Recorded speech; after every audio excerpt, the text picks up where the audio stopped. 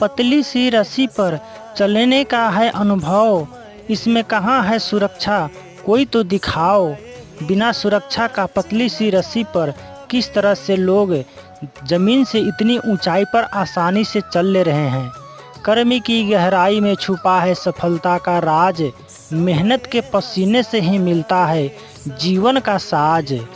कर्म और मेहनत ही सफलता की कुंजी है और हमें अपने लक्ष्यों को प्राप्त करने के लिए कड़ी मेहनत करनी चाहिए।